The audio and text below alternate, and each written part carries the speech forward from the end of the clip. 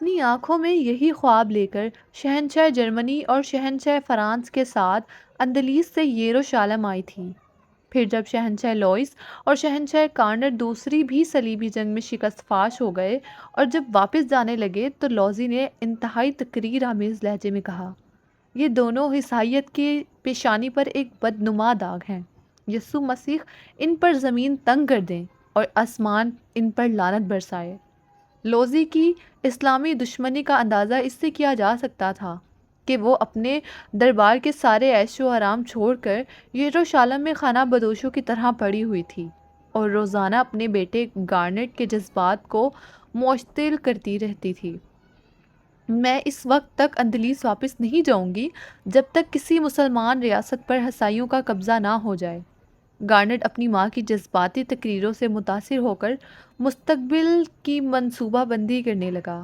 وہ عیسائی بستیوں میں جاتا اور اپنے ہم عقیدہ لوگوں کو صلیبی جنگوں کی یاد دلا کر ان کی مذہبی غیرت کو ابھارتا۔ اس کے ساتھ ہی انہیں دولت اور اقتدار کے ترغیب بھی دیتا، یہاں تک کہ گارنٹ کی فوج کے ساتھ ہزاروں مقامی عیسائی بھی شامل ہو گئے۔ پھر وہ برق رفتار کے ساتھ حصن ارمیہ کی طرف بڑھے۔ یہ قلعہ طرابلس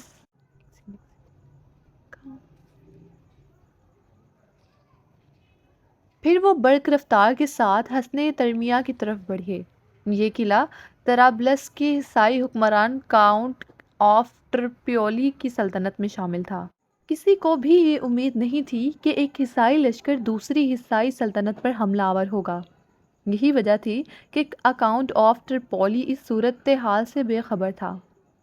پھر اس بے خبری کے عالم میں اندلیس کے شہزادے گارنر نے حصن ارمیہ کے قلعے پر قبضہ کر لیا۔ طرابلس کے حاکم کو اپنے ایک ہم قوم کی اس حرکت پر شدید اذیت پہنچی۔ اس نے کسی تاخیر کے بغیر ایک تیز رفتار قاصد کو یہ پیغام دے کر گارنٹ کے پاس بھیجا۔ اس وقت عیسائیت شدید آزمائشی مرحلے سے گزر رہی تھی۔ ایسے سنگین حالات میں ایک عیسائی کو زیب نہیں دیتا تھا کہ وہ اپنے ہم مذہبوں کو نقصان پہنچا کر انہیں انتشار میں مبتلا کرے۔ شہزادے گارنٹ نے حاکم طرابلس کو سخت جواب دیتے ہوئے لکھا، اگر تم سچے صلیبی ہو تو میرے ساتھ مل کر مسلمانوں سے جنگ کرو یا پھر طرابلس کا تخت خالی کر دو۔ ایک بزدل مسیح کو حکومت کرنے کا حق نہیں ہے جو اپنے عیش و آرام پر قوم مفادات کو قربان کر دے۔ حاکم طرابلس جانتا تھا کہ مسلمانوں کے ساتھ جنگ کرنے کا انجام کیا ہوگا، اس لیے اس نے فوری طور پر سلطان نور الدین محمود زنگی کو خط لکھا، میری حکومت کے محفوظات کی ضمانت دی جائے تو میں ذاتی طور پر اس بات کو پسند کروں گا کہ آپ آگے بڑھ کر حصن ارمیہ کے قلعے پر قبضہ کر لیں۔ حاکم طرابلس نے اپنے اقتدار بچانے کے لیے نہایت دوراندیشی سے کام لیا تھا۔ اگرچہ وہ خود ایک فریب کار انسان تھا، لیکن اس حقیقت سے باخبر تھا کہ مسلمان وعدہ خلافی نہیں کرتا۔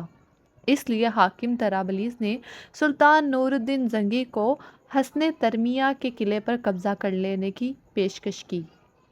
وہ اچھی طرح جانتا تھا کہ اگر شہزادہ گارنٹ کو نہ روکا گیا تو پھر اقتدار کے ساتھ اس کی زندگی کو بھی شدید خطرہ لاحق ہو جائے گا۔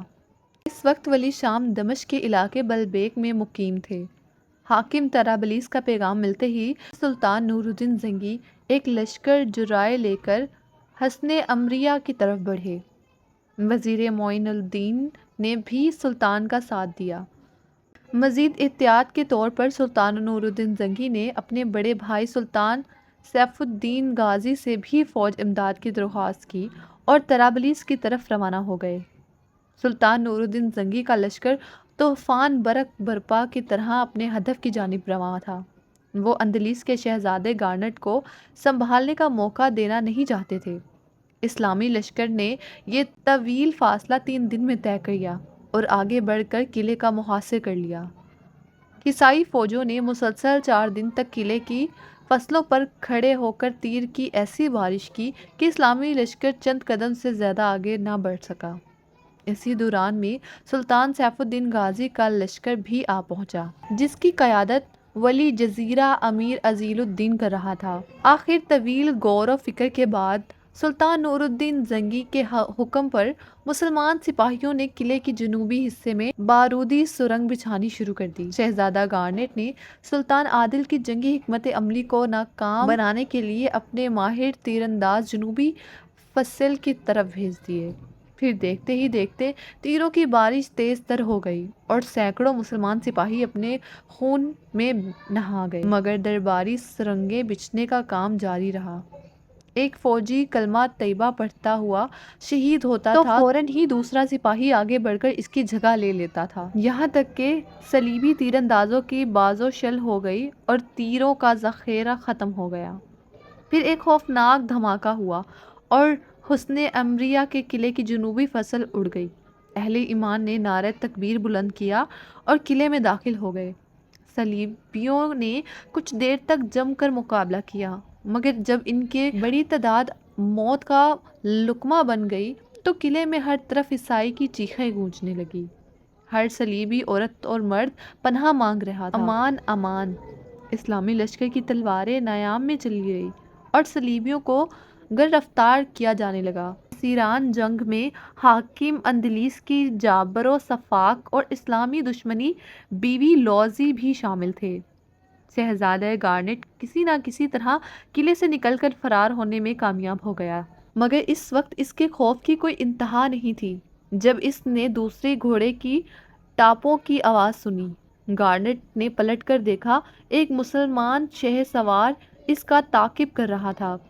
شہزادے نے اپنے گھوڑے کی رفتار اور بڑھا دی، مگر اس کی یہ کوشش بھی ناکام رہی۔ اگر تم خود کو میرے حوالے کر دو تو میں اپنے امیر کی طرف سے تمہاری جان بخشی کا اعلان کرتا ہوں۔ میدان میں مسلمان شہ سوار کی پرجلال آواز گونجی۔ شہزادہ گارنیٹ کو یہ اجنبی آواز اپنے بہت قریب محسوس ہوئی۔ اگرچہ وہ مسلح تھا اور اپنے پیچھے آنے والے مسلمان سپاہی کا مقابلہ کر سکتا تھا، لیکن عیسائی فوج کی شکست کا باعث وہ بدحواس ہو گیا تھا۔ شہزادہ گارنیٹ کو اپنی جان زیادہ عزیز تھی۔ اس نے آخری تدبیر کے طور پر اپنے گھوڑے کو ایڑ دی اور مسلمان شہ سوار کے سر پر آ پہنچا تھا، مگر دیکھتے ہی دیکھتے گارنیٹ کا گھوڑا لڑکھڑایا اور منہ کے بل زمین پر گر پڑا۔ یہ حادثہ اس قدر اچانک ہوا کہ شہزادہ گارنیٹ اپنا توازن برقرار نہ رکھ سکا۔ اس کے ہاتھ سے لگام چھوٹ گئی اور وہ خود بھی گھوڑے کی پشت سے اچھل کر دور جا گرا۔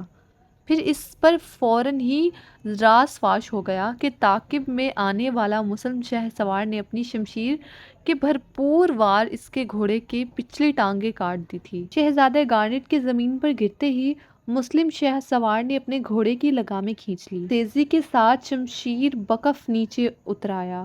موت کو اپنے قریب دیکھ کر شہزادہ گارنیٹ کے چہرے سے وحشت ٹپکنے لگی۔ تم اپنے حواس درست کر لو اور مقابلے کے لیے تیار ہو جاؤ۔ ہم لوگ اپنے دشمن پر پیچھے سے وار نہیں کرتے، تم بھی پیادہ پاؤ، میں بھی، یہ برابر کا مقابلہ ہے، اٹھو اور اپنی قسمت آزماؤ، دیکھتے ہیں قدرت کس کا ساتھ دیتی ہے۔ شہزادہ گارنیٹ کو اپنی بینائی اور سماعت پر یقین نہیں رہا کہ کوئی دشمن اتنا وسیع القلب بھی ہو سکتا تھا۔ یہ موقع غنیمت جان کر اندلس کا شہزادہ تیزی کے ساتھ اٹھ کھڑا ہوا اور اپنے دشمن پر ایک بھرپور وار کیا۔ مسلم شہ سوار نے نہایت چابک دستی سے گارنیٹ کا وار روکا۔